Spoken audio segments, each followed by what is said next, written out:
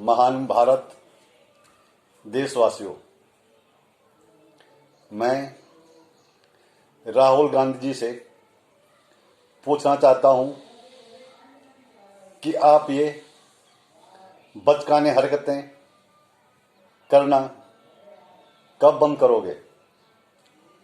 आप क्यों एक मंदबुद्धि बच्चे की तरह जिद करते हो।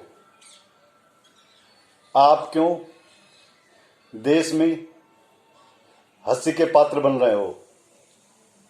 आज देश में ये चलन हो गया है कि हर किसी के जुबान पे है कि क्या मैं कोई राहुल गांधी थोड़ी हूं। जरा सोचिए, आपके बारे में देश की जनता क्या सोचती है। आप बार बार मोदी सरकार की कमियों को गिनाते रहते हैं, लेकिन आपको पता नहीं है कि ये मोदी सरकार है, ये ईंट का जवाब पत्थर से देती है, ये गोली का जवाब गोले से देती है। आप बार बार देश की सेना पर सवाल उठा रहे हैं।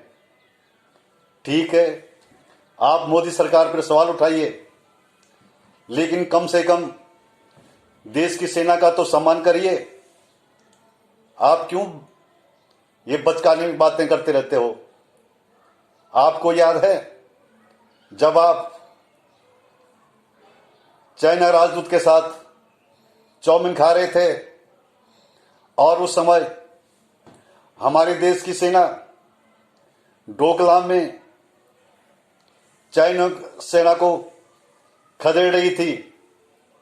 आप हमेशा देश विरोधी शक्तियों के साथ खड़े रहते हो।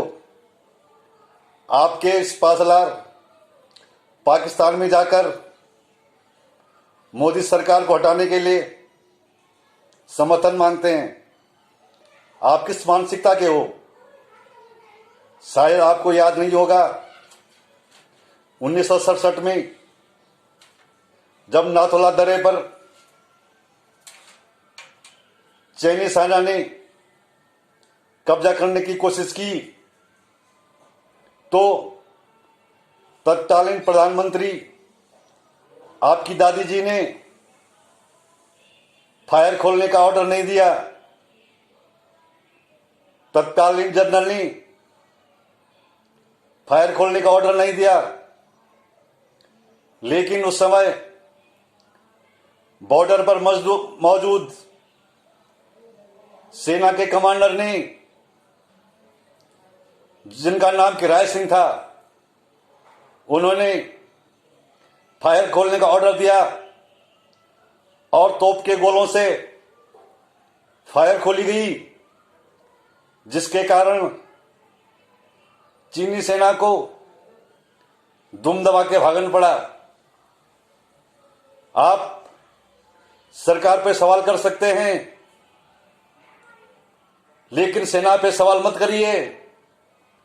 ये सेना किसी सरकार की मोहताज नहीं है।